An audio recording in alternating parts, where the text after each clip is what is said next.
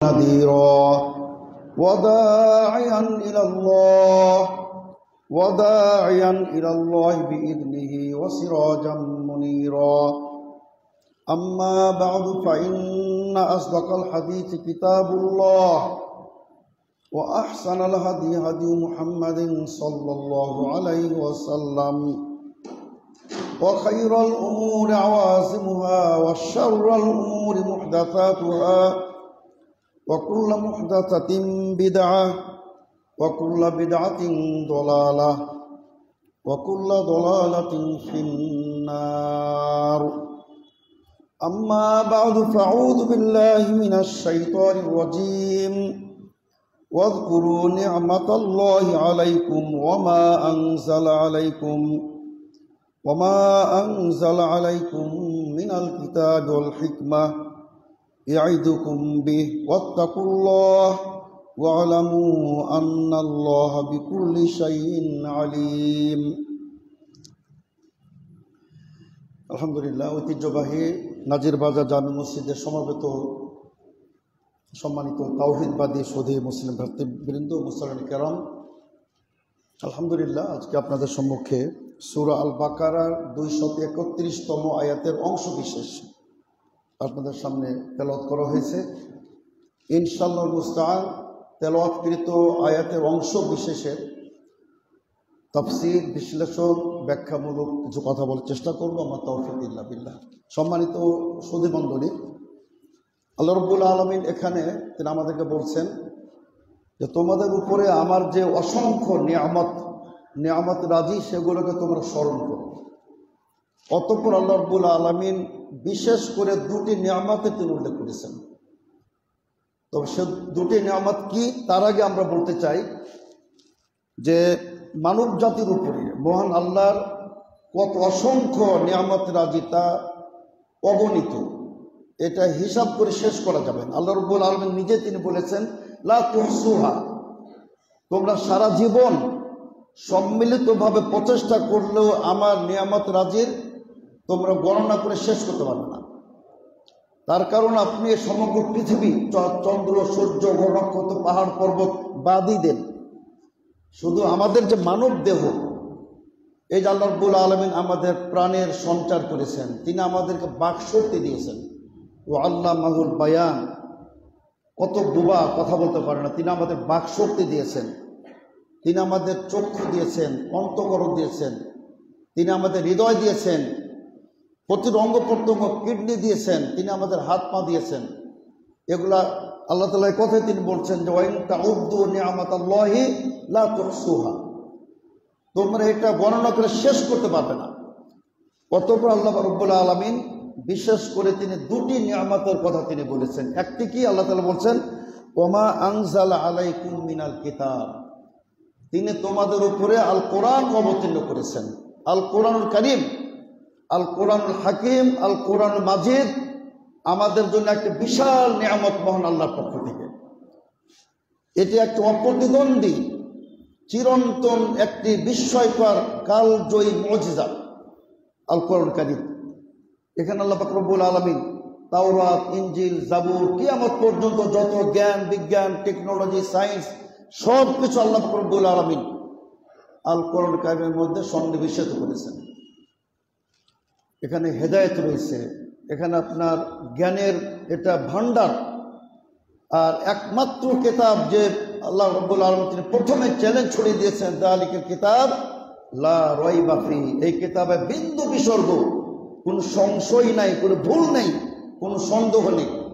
এবং আল্লাহ পাক রব্বুল আলামিন তিনি চ্যালেঞ্জ ছড়িয়ে দিয়েছেন যে জিন ইনসান সম্মিলিতভাবে এই আল কোরআন কারীমের মধ্যে একটি পূর্ণাঙ্গ কোরআন তো দূরের কথা, এর ক্ষুদ্র একটা আয়াতের সমপরিমাণ কেউ আয়াতও সৃষ্টি করতে পারবে না, তৈরি করতে পারবে না। সুবহানাল্লাহ। এর জন্য আল্লাহ রাব্বুল আলামিন তিনি বলছেন ফাবিআইয়ি হাদিসিন বা'দাহু ইউমিনুন, এই কোরআনের উপর তারা যদি বিশ্বাস স্থাপন না করে তাহলে তার পরবর্তীতে কোন কিতাবের উপর তারা বিশ্বাস করবে? এমন একটি অপ্রতিদ্বন্দ্বী কিতাব, এটার প্রতি তারা যদি ঈমান না নিয়ে আসে তাহলে কিসের প্রতি ঈমান নিয়ে আসবে? আল্লাহ রাব্বুল আলামিন 10 বার তিনি বলেছেন একই সূরা মুরসালাতে, ফাওয়াইলুন ইয়াওমাইযিল লিল মুকাদ্দিবিন, যারা কোরআনকে অস্বীকার করে, যারা কোরআনকে মিথ্যা আরোপ করে, তাদের জন্য দুর্ভোগ রয়েছে, তাদের জন্য কঠিন শাস্তি রয়েছে কিয়ামত দিবসে। তো এই জন্য সম্মানিত সুধীবৃন্দ, আল্লাহ রাব্বুল আলামিন প্রথমত এই কোরআনের তিনি বলছেন এটি তোমাদের জন্য একটা বিশাল নিয়ামত। অতঃপর তিনি কি বলছেন, ওয়াল হিকমা, বিশ্বনবীর সুন্নাহ হাদিস, এটিও আল্লাহর পক্ষ থেকে বিশাল একটি নিয়ামত, এবং হাদিসও অবতীর্ণকৃত একটি কিতাব।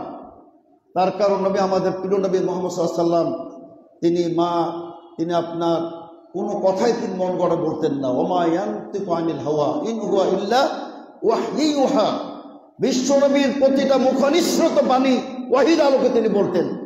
তিনি বাড়িয়ে মন গড়া কোনো কথা বলতেন না। আল্লাহ তাআলা স্বয়ং বলেছেন, হে রাসূল, আপনি যদি মন গড়া কথা বলেন, আপনার আমি ডান হাত কর্তন করে দেব। সম্মানিত সুধীবৃন্দ, তো আমাদের প্রিয় রাসূল মুহাম্মদ সাল্লাল্লাহু আলাইহি ওয়াসাল্লাম, তার যে সুন্নাহ, তার যে হাদিস, এটি আল্লাহর পক্ষ থেকে বিশাল নিয়ামত। অতঃপর আল্লাহ রাব্বুল আলামিন তিনি বলছেন, ইয়াইজুকুম বিহি, আল্লাহ রাব্বুল আলামিন কিতাব ও সুন্নাহ দ্বারা তিনি তোমাদের উপদেশ প্রদান করতে চান, তোমাদেরকে আদেশ করতে চান, নিষেধ করতে চান। যত তোমাদের যে কল্যাণকর সেটা তিনি আদেশ দিতে চান, যেখানে অকল্যাণকর সেখানে তোমাদেরকে তিনি বারণ করতে চান, নিষেধ করতে চান। অতঃপর আল্লাহ বলছেন, ওয়াত্তাকুল্লাহ, হে বিশ্বের মানব মণ্ডল, তুমি আল্লাহকে ভয় করো। ওয়ালামু আন্নাল্লাহ বিকুল্লি শাইইন আলিম, তোমরা জেনে রাখো, তোমরা যা কিছু করো আল্লাহ রাব্বুল আলামিন সম্যক অবগত, সর্বজ্ঞ। তিনি সব কিছু জানেন যে তোমরা কি করো, কোথায় কি করো, তোমাদের যাবতীয় কর্মকাণ্ড সম্পর্কে আল্লাহ রাব্বুল আলামিন অবগত আছেন। তো সম্মানিত সুধীবৃন্দ, আজকে আমি আয়াতের দ্বিতীয় অংশ, যেটা আল হিকমা, সুন্নাহর উপরে কিছু কথা বলতে চাই। ইত্তেবা সুন্নাহ, তার কারণ রবিউল আউয়াল মাস আপনারা জানেন, এই মাসে সমগ্র বিশ্বব্যাপী বিশ্বনবীর মহাব্বতের নামে, বিশ্বনবীর জন্মদিবস উদযাপনের নামে যেভাবে বেদাত হয়, এ সম্পর্কে আমাদের কিছু আলোচনা প্রয়োজন। বিশেষ করে হয়তো আলোচনা শুনেছেন আমি অন্যভাবে, ইত্তেবা সুন্নাহর উপরে।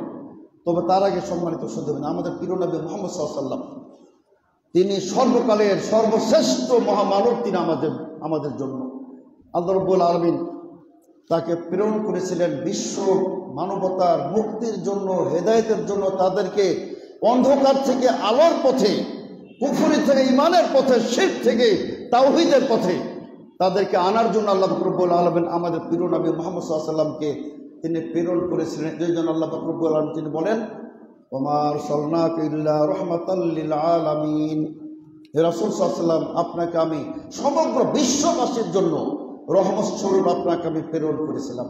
তো সম্মানিত সুধীবৃন্দু, আমাদের প্রিয় নবী মুহাম্মদ সাল্লাল্লাহু আলাইহি ওয়াসাল্লাম শুধু নীতি নৈতিকতায়, উত্তম চরিত্রে, তার চারিত্রিক মাধুর্যে তিনি শ্রেষ্ঠ ছিলেন না, তিনি ছিলেন পৃথিবীর সর্বকালের সর্বশ্রেষ্ঠ, সুন্দর এবং তিনি সুদর্শন, তিনি পুরুষ তিনি ছিলেন। সম্মানিত সুধীবৃন্দু, আমি নবী সাল্লাল্লাহু আলাইহি ওয়াসাল্লামের দৈহিক কিছু বর্ণনা আপনাদের সামনে তুলে ধরতে চাই। আল্লাহ রাব্বুল আলামিন তাকে কত সুন্দর করে সৃষ্টি করেছিলেন, যে আপনার বারা ইবনে আযিব রাদিয়াল্লাহু তিনি বলছেন, কানান নবী সাল্লাল্লাহু আলাইহি ওয়াসাল্লাম আহসানান নাস ওজহান, সমগ্র পৃথিবীর মধ্যে সবচেয়ে সুন্দর পুরুষ ছিলেন মুহাম্মদ সাল্লাল্লাহু আলাইহি ওয়াসাল্লাম, সৌন্দর্যের দিক দিয়েও এবং চরিত্রের দিক দিয়েও। যেখানে আল্লাহ রাব্বুল আলামিন স্বয়ং তিনি বলছেন, ওয়া ইন্নাকা লাআলা খুলুকিন আযীম, হে রাসূল সাল্লাল্লাহু আলাইহি ওয়াসাল্লাম, আপনি মহান চরিত্রের উপরে প্রতিষ্ঠিত। আল্লাহ তাআলা স্বয়ং তিনি সাক্ষী দিয়েছেন। সম্মানিত সুধীবৃন্দ, এজন্য আপনার হাদিস আপনাদের সামনে তুলে ধরতে চাই, যে সহিহ বুখারীতে বর্ণিত হয়েছে, ইদা সুরা নবী সাল্লাল্লাহু আলাইহি ওয়াসাল্লাম ইস্তানারা ওয়াজহুহু কান্নাহু কিতাআতু কামার, আপনার আল্লাহ রাসূল সাল্লাল্লাহু আলাইহি ওয়াসাল্লাম যখন আনন্দিত হতেন, খুশি হতেন, তখন ইস্তানারা ওয়াজহুহু, বিশ্বনবীর চেহারাটা ঝলমল করতো, আলোকিত হয়ে যেত।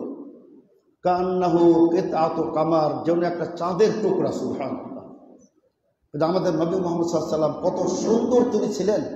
যে হাসান বিন সাবিত, বিশ্বনবীর কবি, তিনি বলছেন, ও আহসানা মিন কালাম তারাকাতু আইনি ও আজমালা মিন কালাম তালিদিন নিসাউ খুলিকতা কান্নামা কামা তাসাউ, এবং খলিকতা মুবাররান মিন কুল আইবিন কান্নাকা খলিকতা কামা তাশাউ।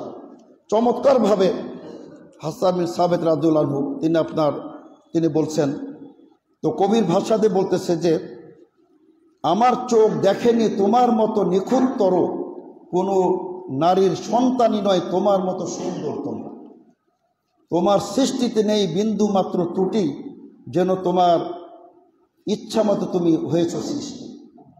তো কবি বলছেন আহসানা মিন কালাম তারা কাত্তু আইনি, আমার দুটি নয়ন, আমার দুটি চক্ষু হে রাসূল মুহাম্মদ সাল্লাল্লাহু আলাইহি ওয়াসাল্লাম আপনার মতো এত সুদর্শন সুন্দর কোনো ব্যক্তির জীবনে দেখে নাই। ও আজমালা মিনকা লাম তালিদিন নিসাউ, পৃথিবীর কোনো মা, পৃথিবীর কোনো জননী আপনার চেয়ে সুন্দর কোনো সন্তান প্রসব করেনি। সুবহানাল্লাহ। খলিকতাকা মিন কুল্লি আইব মুবাররান মিন কুল আইবিন, আপনি সকল ত্রুটি মুক্ত সৃষ্টি হয়েছেন, যেন আপনি তেমনই সৃষ্টি হয়েছেন যেমন আপনি নিজে চেয়েছেন। আল্লাহ রাসূল সাল্লাল্লাহু আলাইহি ওয়াসাল্লাম এত তিনি সুন্দর ছিলেন সম্মানিত সুধীবৃন্দু। এবং একজন মহিলা সাহাবিয়া রাবিয়া বিনতে মুআবিদ আফরা, তাকে তার ছেলে জিজ্ঞেস করছে, হে আম্মা জান, আমি তো আল্লাহ রাসূলকে দেখি না, আপনি দেখেছেন রাসূল সাল্লাল্লাহু আলাইহি ওয়াসাল্লাম দেখতে কেমন ছিলেন? তো তিনি বলছেন আশ-শামসু তালিআতুন, তিনি যেন উদীয়মান সূর্যের মতো। এবং অন্য সাহাবী বলছেন কান্না শামসা তাজরি ফি ওয়াজহি, সূর্য যেন তার মুখমণ্ডলে দৌড়াদৌড়ি করতেছে, এত ঝলমল এত ফুলের মতো তার রং ছিল, আর এত সুন্দর ছিল আল্লাহ রাসূল সাল্লাল্লাহু আলাইহি ওয়াসাল্লাম। সম্মানিত সুধীবৃন্দু, নবী সাল্লাল্লাহু আলাইহি ওয়াসাল্লাম মধ্যম গড়নের আরেক কচু ছিলেন, লাম ইয়াকুন তবিলান বাইনান, অত্যন্ত দীর্ঘকায় ছিলেন না, আবার বেটেও ছিলেন না, স্বাভাবিক লোকের চেয়ে কচু তিনি ছিলেন। এবং তার প্রশস্ততা, আপনার এই যে সিনাটা অত্যন্ত প্রশস্ত ছিল, তিনি চলতেন, কথা বলতেন মুক্তার মতো দানার মতো বলতেন, যখন ঘেমে যেতেন যেন আপনার বেদানার দানা যেন বিশ্বনবীর মুখমণ্ডলে যেন আটকে গেছে। এবং সম্মানিত সুধীবৃন্দু, আল্লাহ রাসূল সাল্লাল্লাহু আলাইহি ওয়াসাল্লামের ঘাম এখান থেকে সুঘ্রাণ বের হতো, সুবহানাল্লাহ, এটা কল্পনা করা যায় না। আমরা ঘেমে গেলে দুর্গন্ধ বের হয়, কিন্তু বিশ্বনবী যতটাই ঘামতেন ততটা সুঘ্রাণ চতুর্দিকে ছড়িয়ে পড়তো, সুবহানাল্লাহ। আনাস বিন মালিক বলতেছেন আল্লাহ রাসূল সাল্লাল্লাহু আলাইহি ওয়াসাল্লাম শুয়েছিলেন, সহিহ মুসলিমের হাদিস, আল্লাহ রাসূল সাল্লাল্লাহু আলাইহি ওয়াসাল্লাম ঘামছিলেন, ঘাম বের হচ্ছিল। আমার আম্মা উম্মে সুলাইম বিশ্বনবীর ঘামগুলি তিনি অর্জন করে শিশির মধ্যে তিনি ভরে দিলেন। আল্লাহ রাসূল সাল্লাল্লাহু আলাইহি ওয়াসাল্লামের ঘুম ভেঙে গেল। আল্লাহ, এই তুমি কি করছো? রাসূল সাল্লাল্লাহু আলাইহি ওয়াসাল্লাম, এটা পৃথিবীর আত্মীয় ব্যক্তির সবচেয়ে উৎকৃষ্ট মানের সুঘ্রাণ, সুতরাং এটা আমি বোতলের মধ্যে রেখে এটা আমি আতর হিসাবে ব্যবহার করব। সুবহানাল্লাহ। সম্মানিত সুধীবৃন্দু, বিশ্বনবীর পবিত্র থুথু, এটার মধ্যে আল্লাহ রাব্বুল আলামিন শেফা রেখেছিলেন। বুখারী মুসলিমের হাদিস, খাইবারের যুদ্ধে ইহুদীদের সাথে মুসলমানদের বিজয় লাভ হচ্ছিল না, সবাই দুশ্চিন্তা পড়ে গেলেন। আল্লাহ রাসূল সাল্লাল্লাহু আলাইহি ওয়াসাল্লাম এবার সুসংবাদ প্রদান করলেন যে আগামীকালকে আমি এমন একজন ব্যক্তির হাতে ঝান্ডা তুলে দেব যে যিনি আল্লাহ রাসূলকে ভালোবাসেন, আল্লাহ তো রাসূলও তাকে ভালোবাসেন। লা উতিয়ান্না রায়াতা গাদান রাজুলান ইহুব্বুল্লাহ ওয়া রাসূলুহু ওয়া ইউহিব্বুহুল্লাহ ওয়া রাসূলুহু। আল্লাহ রাসূল সাল্লাল্লাহু আলাইহি ওয়াসাল্লাম বলেন আগামীকালকে আমি এমন একজন ব্যক্তির হাতে ঝান্ডা তুলে দেব যিনি আল্লাহ তো রাসূলকে ভালোবাসেন এবং আল্লাহ তো রাসূলও তাকে ভালোবাসেন। প্রত্যেকে কিন্তু তাদের কৌতূহল সৃষ্টি হলো, কে সেই ব্যক্তি? বড় বড় সাহাবায়ে মনে করলেন হয়তো আমি হতে পারি যে আল্লাহ রাসূল সাল্লাল্লাহু আলাইহি ওয়াসাল্লাম আমার হাতে তিনি ঝান্ডা তুলে দেবেন। পরের দিন আল্লাহ রাসূল সাল্লাল্লাহু আলাইহি ওয়াসাল্লাম বললেন আইনা আলী ইবনে আবি তালিব, আলী ইবনে আবি তালিব কোথায়, তাকে তোমরা ডাক দাও। বলা হলো, হে রাসূল সাল্লাল্লাহু আলাইহি ওয়াসাল্লাম ইন্নাহু ইয়াশতাকি মিন আইনাইহি, তার দুটি চোখ উঠেছে, সে তো কিচ্ছু দেখতে পাচ্ছে না। উতিয়া বিহি ইলা নবী সাল্লাল্লাহু আলাইহি ওয়াসাল্লাম, আল্লাহ রাসূলের কাছে তাকে নিয়ে আসা হলো। চিন্তা করেন, আলীর মতো শের সিংহ পুরুষ, তাকে নিয়ে আসা হলো, তিনি চলতে পারছেন না। এবার বিশ্বনবী মুহাম্মদ সাল্লাল্লাহু আলাইহি ওয়াসাল্লাম ফাবাসাকা ফি আইনাইহি, আল্লাহ রাসূল সাল্লাল্লাহু আলাইহি ওয়াসাল্লাম তার দুই চোখে থুতু দিয়ে দিলেন। ফাবারা, মুহূর্তের মধ্যে তিনি সুস্থ হয়ে গেলেন, এমন সুস্থ যেন তার চোখে কোনো পীড়াই ছিল না, কোনো বেদনাই ছিল না, কোনো সমস্যাই ছিল না। সুবহানাল্লাহ। তো নবী সাল্লাল্লাহু আলাইহি ওয়াসাল্লামের থুতু মুবারক, অনেক হাদিস আছে আল্লাহ রাসূলের থুতুর মধ্যে আল্লাহ রাব্বুল আলামিন যে শেফা রেখেছিলেন, অসংখ্য হাদিস আসছে সম্মানিত শ্রোতাবৃন্দ। আমি সেদিকে যাচ্ছি না, আমি বলতে চাচ্ছি যে তিনি আমাদের জন্য কত পারফেক্ট তিনি নবী ছিলেন, কিয়ামত পর্যন্ত অপ্রতিদ্বন্দ্বী, বিশ্বের সকল মানুষের জন্য তিনি আদর্শ তিনি ছিলেন। আল্লাহ রাব্বুল আলামিনের কথা তিনি বলেছেন, লাকাদ কানা লাকুম ফি রাসূলিল্লাহি উসওয়াতুন হাসানা। আল্লাহ রাব্বুল আলামিন বলছেন তোমাদের সকলের জন্য কিয়ামত পর্যন্ত মানব জাতির জন্য একমাত্র আদর্শ হলেন বিশ্বনবী মুহাম্মদুর রাসূলুল্লাহ সাল্লাল্লাহু আলাইহি ওয়াসাল্লাম। এজন্য আমরা বলতে চাই, তরুণদের বিশেষ করে বলতে চাই, তোমাদের আদর্শ হলেন বিশ্বনবী মুহাম্মদ সাল্লাল্লাহু আলাইহি ওয়াসাল্লাম। কাজে বিশ্বনবীর উপরে কাউকেও কোশ্চেন কালো অগ্রাধিকার দেওয়া যাবে না। ওই মেসি হোক আর অমুক খেলোয়াড় হোক, ক্রীড়া জগতের তারকা হোক, সিনেমা জগতের তারকা হোক, সবার ঊর্ধ্বে ইসলাম, সবার ঊর্ধ্বে বিশ্বনবী মুহাম্মদ সাল্লাল্লাহু আলাইহি ওয়াসাল্লামের ভালোবাসা, এটা মনে রাখতে হবে। তো সম্মানিত শ্রোতাবৃন্দ, আল্লাহ রাসূল সাল্লাল্লাহু আলাইহি ওয়াসাল্লামকে সাহাবায়ে কেরাম কি পরিমাণ শ্রদ্ধা করতেন, কি পরিমাণ ভালোবাসতেন, আমি সংক্ষিপ্তভাবে আপনাদের সামনে দু একটি ঘটনা তুলে ধরতে চাই, দু একটা হাদিস বলতে চাই। প্রখ্যাত সাহাবী আমর ইবনে আস রাদিয়াল্লাহু আনহু, তিনি মিশরের বিজেতা, মিশরের তিনি বিজয় দান করেছিলেন, মিশরে তিনি বিজয়ের নায়ক তিনি ছিলেন, আর অসংখ্য তিনি দেশ জয় করেছেন। আমর ইবনে আস রাদিয়াল্লাহু আনহু তিনি বলছেন যে আল্লাহ রাসূল সাল্লাল্লাহু আলাইহি ওয়াসাল্লাম আমার নিকটে সবচেয়ে প্রিয় ব্যক্তি ছিলেন, সবচেয়ে প্রিয় ব্যক্তি ছিলেন আমার নিকটে মুহাম্মদ সাল্লাল্লাহু আলাইহি ওয়াসাল্লাম।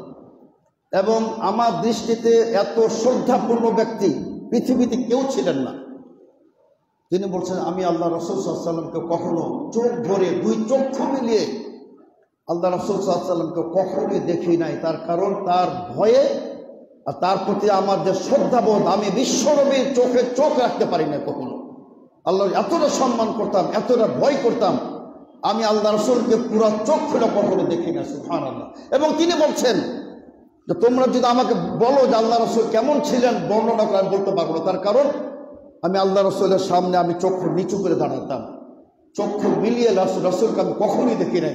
এত তাকে সম্মান করতাম, এত তাকে ভক্তি করতাম, এত মর্যাদা দিতাম। সম্মানিত শ্রোতাবৃন্দ, বিশ্বনবীর আপন চাচা আব্বাস বিন আব্দুল মুত্তালিবকে কেউ জিজ্ঞেস করলেন যে আপনি বড় না নবী সাল্লাল্লাহু আলাইহি ওয়াসাল্লাম বড়? আনতা আকবারু আম রাসূলুল্লাহ, মানে বয়সের দিক দিয়ে তিনি বলছেন রাসূলুনা মুহাম্মদ সাল্লাল্লাহু আলাইহি ওয়াসাল্লাম আকবারু মিন্নি ওয়ালাকিন্নী বুলিদতু কাবলাহু। তিনি বলছেন আল্লাহ রাসূল সাল্লাল্লাহু আলাইহি ওয়াসাল্লাম আমার চেয়ে বড়, তবে আমি আল্লাহ রাসূলের পূর্বে জন্মগ্রহণ করেছি। চিন্তা করুন, ভাষাটা দেখুন। তিনি বলছেন আল্লাহ রাসূল আমার চেয়ে বড়, কিন্তু আমি আল্লাহ রাসূলের পূর্বে জন্মগ্রহণ করেছি। মানে আমি আল্লাহ রাসূলের চেয়ে বড়, যে দিক দিয়ে হোক, বয়সের দিক দিয়ে, কোনো দিক দিয়ে তারা বলতে রাজি ছিলেন না। এত তার আল্লাহ রাসূল সাল্লাল্লাহু আলাইহি ওয়াসাল্লামকে ভালোবাসতেন। সম্মানিত শ্রোতাবৃন্দ, তো সুতরাং সম্মানিত শ্রোতাবৃন্দ, আমাদের নবী সাল্লাল্লাহু আলাইহি ওয়াসাল্লাম তিনি ছিলেন অতুলনীয় ব্যক্তিত্ব, তিনি ছিলেন সর্বকালের সর্বশ্রেষ্ঠ মহামানব এবং সবচেয়ে সব দিক তিনি আপনার সুন্দর তিনি পুরুষ ছিলেন। সম্মানিত শ্রোতাবৃন্দ, এজন্য আপনার বিশ্বাস করে আমরা বলতে চাই যে আমাদের রাসূল মুহাম্মদ সাল্লাল্লাহু আলাইহি ওয়াসাল্লাম তিনি আমাদের আদর্শ। আল্লাহ পাক রব্বুল আলামিন আমার আপনার রাসূলের জন্য আমাদের প্রত্যেকে আল্লাহ রাসূলের আনুগত্যকে আল্লাহ পাক রব্বুল আলামিন ফরজ করে দিয়েছেন। সম্মানিত শ্রোতাবৃন্দ, তো আমি আপনাদের সামনে দু একটা আয়াত পেশ করতে চাই। আল্লাহ তাআলা এই কথা তিনি বলছেন যে ওমা কানা লিল মুমিনিন ওয়ালা মুমিনাতিন ইযা কাদাল্লাহু রাসূলু আমরান আইয়াকুনা লাহুম খিয়ারা। আল্লাহ বলছেন সূরাতুল আহজাবের 36তম আয়াতে আল্লাহ তাআলা বলছেন যে আল্লাহ তার রাসূল যখন কোনো ফয়সালা দিয়ে দেবেন, তখন কোনো মুমিন নর এবং নারীর জন্য এটা বৈধ নয় যে সেইখানে অপশন খুঁজবে, ঐচ্ছিক কিনা সে সামান্য চিন্তা ভাবনা করবে, অবকাশ নেবে, কোনো সুযোগ নাই। যেটা আল্লাহ রাসূলের সিদ্ধান্ত সেটা মানতেই হবে। কোনো এখানে তাকে আপনার মানে চিন্তা ভাবনা করা যাবে না যে আমি একটু ভেবে দেখি, ভাববার কোনো সুযোগ নেই। আল্লাহ রাসূলের যেখানে সিদ্ধান্ত সেখানে একদম চক্ষু বন্ধ করে শিরধার্যভাবে সেটা মেনে নিতে হবে। সম্মানিত শ্রোতাবৃন্দ, দেখুন আপনারা হয়তো জানেন সহিহ বুখারীর হাদিস, আপনার বারির এবং মুগীস রাদিয়াল্লাহু আনহু দুজন সাহাবী ছিলেন, স্বামী স্ত্রী। স্বামীর নাম হচ্ছে মুগিস, স্ত্রীর নাম বারিরা। দুজনই যখন দাস ছিলেন, আয়েশা রাদিয়াল্লাহু আনহা একজনকে মুক্ত করে দিলেন, বারিরাকে মুক্ত করে দিলেন। ইসলামের বিধান যেহেতু উনি এখন মুক্ত স্বাধীন, উনি পূর্বের স্বামীকে রাখতে পারেন, ডিভোর্সও করতে পারেন। এবার বারিরা সিদ্ধান্ত নিলেন যে তিনি মুগিসকে স্বামী হিসাবে গ্রহণ করবেন না, তার কারণ উনি আসলে দেখতে অনেকটাই অসুন্দর ছিলেন, আর বারিরা ছিলেন পরম সুন্দরী। তো তিনি সিদ্ধান্ত নিলেন যে তিনি মুগিসকে তালাক দিয়ে দেবেন। এবার আপনার মুগিস কিন্তু বারিরার প্রেমে, স্ত্রীর প্রেমে পাগল হয়ে গেল, গলি গলি ঘুরে লোকজনকে ধরে যে একটু মুগিসকে, একটু বারিরাকে বুঝান, আমি তাকে অনেক ভালোবাসি, বারিরা ছাড়া আমি চলতে পারবো না। অনেক লোক বারিরাকে বুঝালেন, কিন্তু সবার মতামতকে প্রত্যাখ্যান করলেন। এবার মুগিস আল্লাহ রসুলের কাছে গেলেন, হে রাসূল সাল্লাল্লাহু আলাইহি ওয়াসাল্লাম, আপনি একমাত্র ব্যক্তি যা আপনার সুপারিশ বারিরা শুনবে, আমার বিশ্বাস। আল্লাহ রসুল সাল্লাল্লাহু আলাইহি ওয়াসাল্লাম বারিরাকে ডাকলেন, বল বারিরা, দেখো তোমার জন্য মুগিস কিন্তু একদম পাগল হয়ে গেছে, তুমি মুগিসকে স্বামী হিসেবে রেখে দাও। বারিরা বলছেন, হে রাসূল সাল্লাল্লাহু আলাইহি ওয়াসাল্লাম, এটাকে আপনার ব্যক্তিগত পরামর্শ না, এটা শরীয়তের নির্দেশ। আমি ক্লিয়ার বলতে চাই হে রাসূল সাল্লাল্লাহু আলাইহি ওয়াসাল্লাম, এটা যদি শরীয়তের নির্দেশ হয়, এটা ওহীর আলোকে যদি হয়, আমি মানতে বাধ্য। এই মুহূর্তে আমি আমার স্বামী মুগিসকে গ্রহণ করে নেব, কিন্তু এটা যদি আপনার ব্যক্তিগত মতামত হয়, ব্যক্তিগত পরামর্শ হয়, আমি বারিরা আপনার মতামতকে আপনি প্রত্যাখ্যান করুন। সুবহানাল্লাহ। আল্লাহ রাসূল সাল্লাল্লাহু আলাইহি ওয়াসাল্লাম বললেন যে এটা আমার ব্যক্তিগত মতামত। বারিরা বললেন, হে রাসূল সাল্লাল্লাহু আলাইহি ওয়াসাল্লাম, মাফ করবেন, আমি আপনার ব্যক্তিগত মতামতকে প্রত্যাখ্যান করলাম, আমি মুগিসকে স্বামী হিসাবে গ্রহণ করতে পারব না।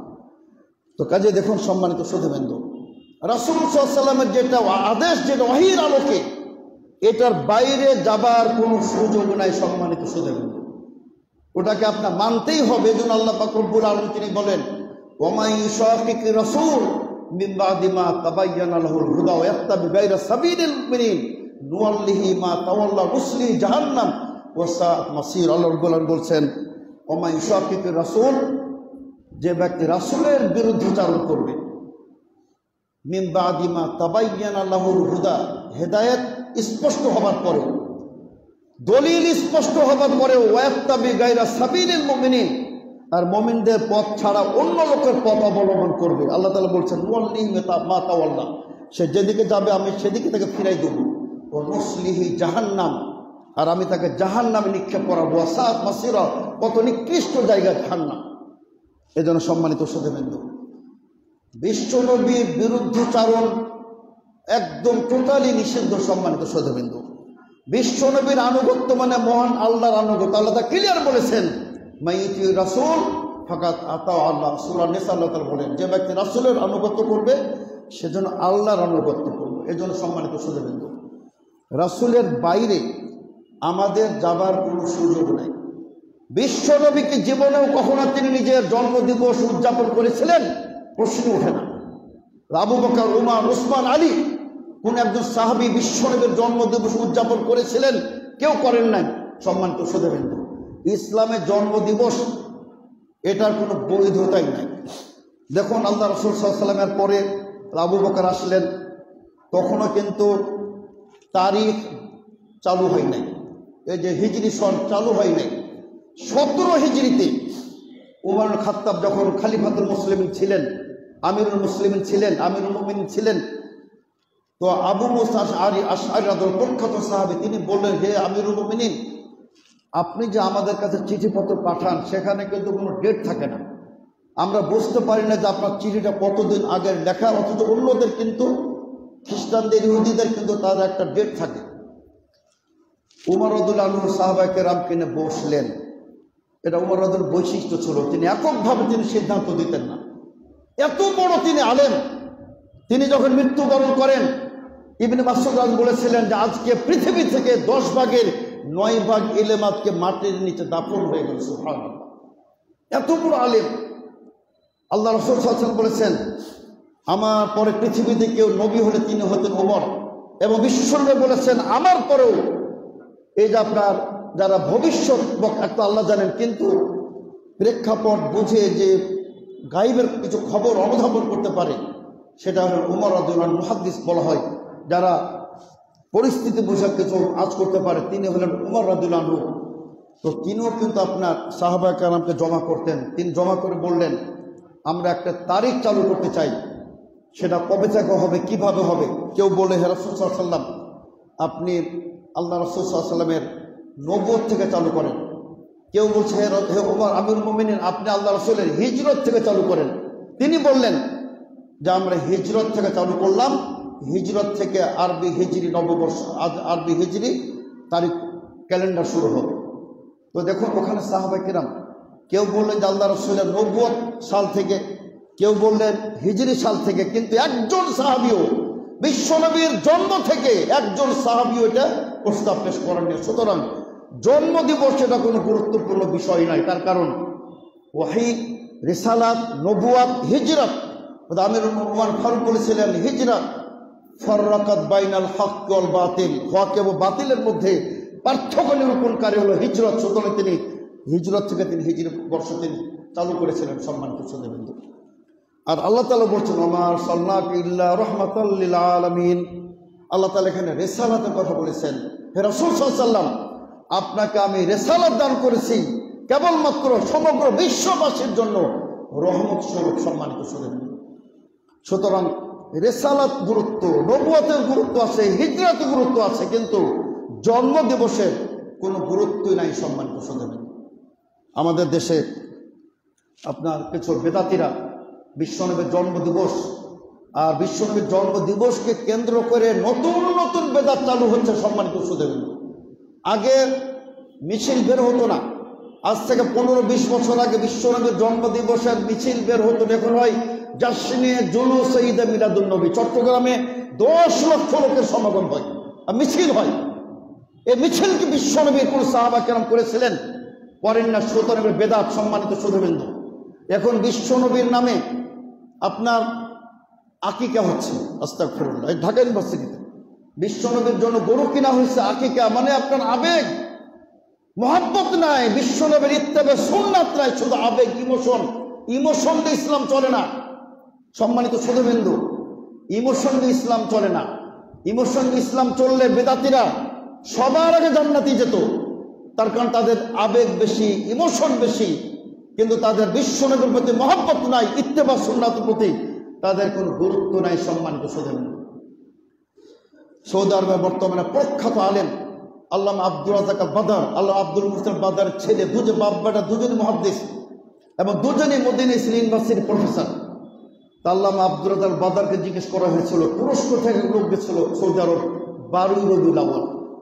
তো তিনি মনে করছিলেন যে আমি 12 রবিউল আউয়াল মদিনা যাচ্ছি, সেখানে তো আল্লাহ রাসূলের জন্মদিবস উদযাপন হবে, বিশাল বিশাল মিছিল হবে, হালুয়া হবে, কেক কাটবে, ওখানে মিষ্টি বিতরণ হবে। তো তিনি গিয়ে দেখেন যে কিচ্ছু নাই। তো তিনি বললেন শাইখ আব্দুর রাজ্জাক বাদারকে, শাইখ ঘটনা কি, মদিনায় কোনো উদযাপন নাই, কারণ কি? তিনি বলছেন লিআন্না আহলাল মদিনা ইউহিব্বুনা রাসূল সাল্লাল্লাহু আলাইহি ওয়াসাল্লাম, যেহেতু মদিনাবাসী আল্লাহ রাসূলকে ভালোবাসেন, সুতরাং এখানে মিলাদ হয় না, এখানে বেদাত হয় না। তো সম্মানিত শ্রোতাবৃন্দ, এই বেদাতীদের ভাগ্যে আর যতই চিৎকার করুক, বিশ্বনবীর হাউজে কাউসারের পানি থেকে তারা বঞ্চিত হবে। তার কারণ সহিহ বুখারী মুসলিমের হাদিস, বিশ্বনবী বলেন একটি গ্রুপ আসবে আমার কাছে পানি পান করতে হাউজে কাউসারের, আমি তাদেরকে মারহাবা বলবো, আহ্বান করবো, কিন্তু তাদেরকে আমার নিকট থেকে তাড়িয়ে দেওয়া হবে। আমি বলবো ওরা আমার উম্মত, ওদেরকে কেন তাড়িয়ে দেওয়া হচ্ছে? ফেরেশতা মণ্ডলী বলবেন হে রাসূল সাল্লাল্লাহু আলাইহি ওয়াসাল্লাম ইন্নাকা লা তাদরি, আপনি জানেন না আপনার মৃত্যুর পরে মাযা আহদাথু বা'দাকা, আপনার মৃত্যুর পরে তারা কত নতুন নতুন বেদাত আবিষ্কার করেছিল। সুতরাং বিশ্বনবী বলবেন সুহকান সুহকান, যাও বিতাড়িত হয়ে যাও, দূর হয়ে যাও। এজন্য সম্মানিত শ্রোতাবৃন্দ, বিশ্বনবীর ইত্তেবা প্রয়োজন। বিশ্বনবীর জন্মদিবসের কোনো ভিত্তি নাই। সম্মানিত শ্রোতাবৃন্দ, মনে রাখতে হবে। এটা সর্বপ্রথম ওই যে ইরবিল নগরীর আপনার হাকিম বাদশাহ অথবা গভর্নর আল মালিকুল মুজাফফর আবু সাইদ কুতুবরি এটা সর্বপ্রথম আবিষ্কার করে। আবার কেউ বলছে যে 400 শতাব্দীতে, 400 হিজরি শতাব্দীতে ফাতেমি বংশের, অসম্ভবত ফাতেমি ছিল না, ওরা আল্লাহ রাসূলের মানে ওই বংশের দিকে নিজেদের সম্বোধন করেছিল মানুষকে প্রতারিত করার জন্য। তারাই সর্বপ্রথম 6টি মিলাদ উদযাপন করেছিল। একটি হলো বিশ্বনবীর জন্মদিবস, তারপরে আলী রাদিয়াল্লাহু জন্মদিবস, ফাতেমা রাদিয়াল্লাহু জন্মদিবস, হাসান রাদিয়াল্লাহু জন্মদিবস, হোসেন রাদিয়াল্লাহু জন্মদিবস এবং সে বাদশার জন্মদিবস, এগুলো তারা উদযাপন করেছিল সম্মানিত সুধীবৃন্দ। এই জন্য আমরা বলতে চাই যে আসলে আপনার আল্লাহ তাআলা আমাদের যেটা অপরিহার্য করেছেন আল্লাহ রাসূলের ইত্তেবা সম্মানিত সুধীবৃন্দ, তো এর কোনো বিকল্প নেই। আল্লাহ রাসূল সাল্লাল্লাহু আলাইহি ওয়াসাল্লামকে মহব্বত করতে হবে, আল্লাহ রাসূল সাল্লাল্লাহু আলাইহি ওয়াসাল্লামকে ভালোবাসতে হবে সম্মানিত সুধীবৃন্দ। এক সাহাবী আল্লাহ রাসূল জিজ্ঞেস করলেন, হে রাসূল সাল্লাল্লাহু আলাইহি ওয়াসাল্লাম, মাতা তাকুমুস সাআহ, কিয়ামত কবে হবে? আল্লাহ রাসূল সাল্লাল্লাহু আলাইহি ওয়াসাল্লাম বললেন, তুমি কিয়ামত সম্পর্কে জিজ্ঞেস করছো, তুমি বলো তো যে মাযা আ'দাতা লাহা, তুমি কিয়ামতের কি প্রস্তুতি গ্রহণ করেছো? তিনি বলছেন, হে রাসূল সাল্লাল্লাহু আলাইহি ওয়াসাল্লাম, আমার তো তেমন প্রস্তুতি নাই, আমার খুব বেশি সলাতও নাই, যাকাতও নাই, দানশীলতা নাই, বিরুল ওয়ালিদান নাই, পিতামাতার প্রতি খেদমতও খুব একটা বেশি নাই, কিন্তু আমার একটি আমল আছে রাসূল সাল্লাল্লাহু আলাইহি ওয়াসাল্লাম। আল্লাহ রাসূল সাল্লাল্লাহু আলাইহি ওয়াসাল্লাম বললেন, কি আমল সেটি বলো দেখি। তিনি বলেন, হে রাসূল সাল্লাল্লাহু আলাইহি ওয়াসাল্লাম, ইন্নী উহিব্বুকা, আমি আপনাকে ভালোবাসি। সুবহানাল্লাহ। বিশ্বনবী বললেন, তুমি যেহেতু আমাকে ভালোবাসো, তুমি মনে রাখবে সহিহ বুখারীর হাদিস, আল মারউ মা'a মান আহাব্বা, মানুষ যাকে ভালোবাসবে তার সাথেই কিয়ামতের দিনে তার হাসর হবে। সুবহানাল্লাহ। এজন্য সম্মানিত সুধীবৃন্দ, আমাদেরকে আমাদের প্রিয় রাসূল মুহাম্মদ সাল্লাল্লাহু আলাইহি ওয়াসাল্লামকে আমাদেরকে ভালোবাসতে হবে, তাকে সবার উপরে আমাদেরকে অগ্রাধিকার দিতে হবে। আল্লাহ তাআলা কি বলেন, ইয়া আইয়ুহাল্লাযীনা আমানু লা তুকদ্দিমু বাইনা ইয়াদাইল্লাহি ওয়া রাসূলিহি, হে মুমিনগণ, যদি তোমরা মুমিন হয়ে থাকো খবরদার আল্লাহ ও তার রাসূলের উপরে কাউকেও প্রাধান্য দেওয়া যাবে না। আলহামদুলিল্লাহ, আহলে হাদিস একমাত্র জামাত যারা আল্লাহ আর রাসূলের উপরে কাউকে প্রাধান্য দেয় না। যত বড় ইমাম হোক, যত বড় তিনি পীর সাহেব হোক, যদি বিশ্বনবীর হাদিসের সাথে তার কথা কাজ না মিলে আমরা সেটাকে প্রত্যাখ্যান করি সম্মানিত সুধীবৃন্দ। কিন্তু অনেকে কিন্তু শর্ত সাপেক্ষে আল্লাহ রাসূলের হাদিসের ইত্তেবা করে। শর্ত কি?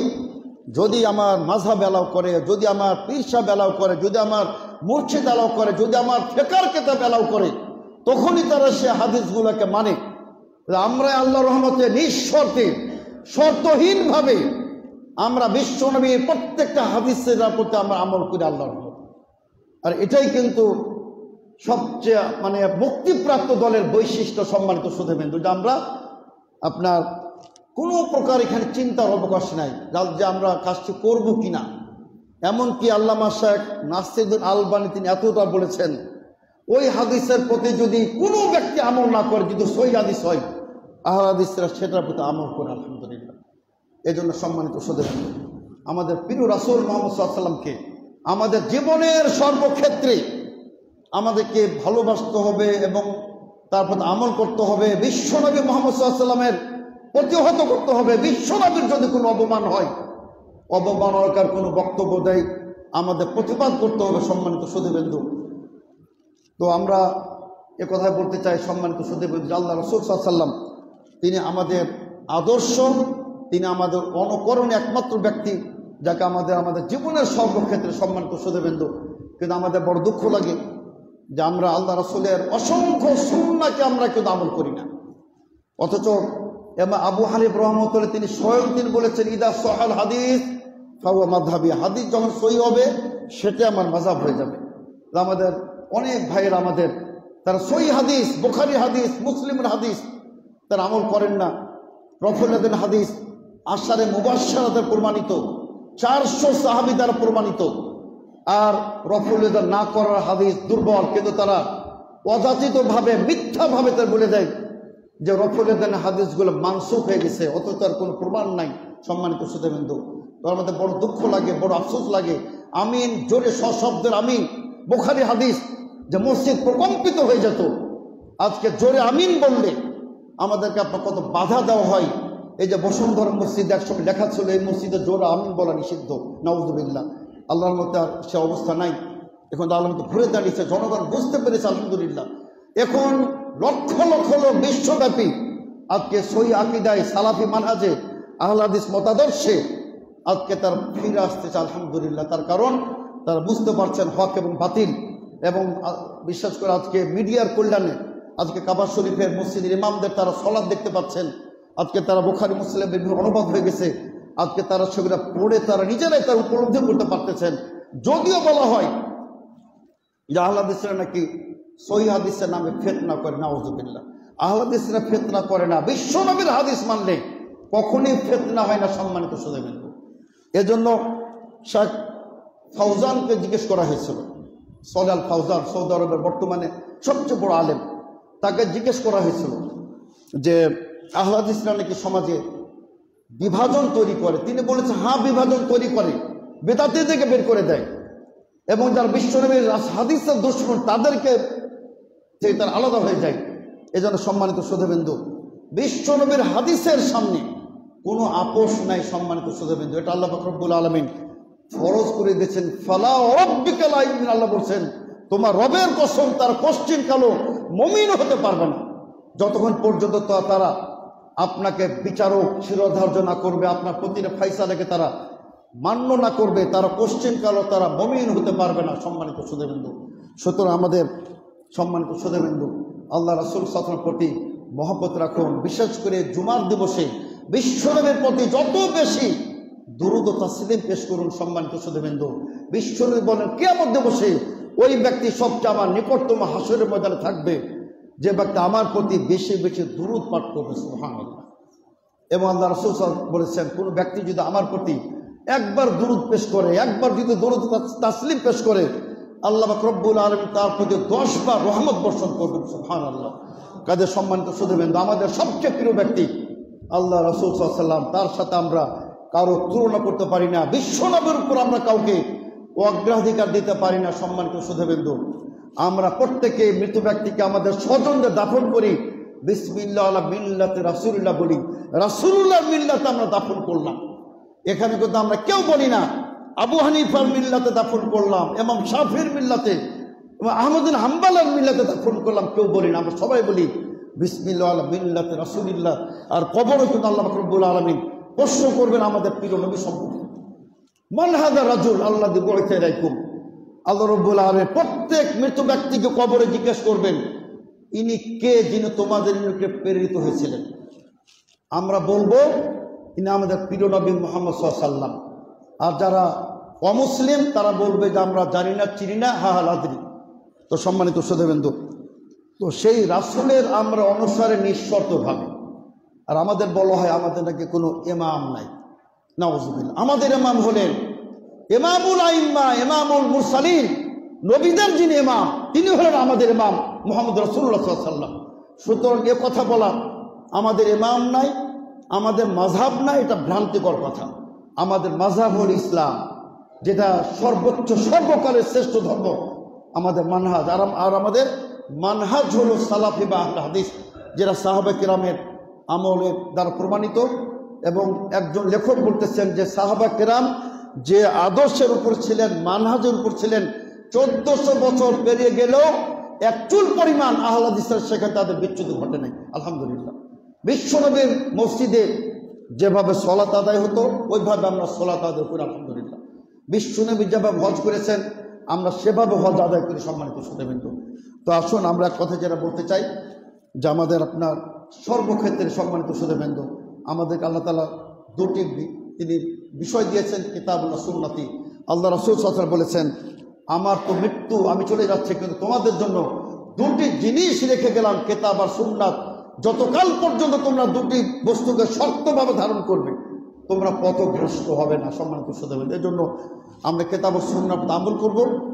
আমাদেরকে কেউ ইহুদি বলুক, আমাদেরকে ইহুদিদের দালাল বলুক, আমাদেরকে কাদিয়ানি বলুক, আমাদেরকে কেউ শিয়া বলুক, আমাদের কিচ্ছু আসে যায় না। তার কারণ স্বয়ং আল্লাহ পাক রব্বুল আলামিন তিনি বলেছেন যে তোমরা যদি রাসূলের আনুগত্য করো তোমরা হেদায়েত প্রাপ্ত হবে। সুতরাং আমরা কোনো কথার পরোয়া করি না, সম্মানিত সুধীবৃন্দু।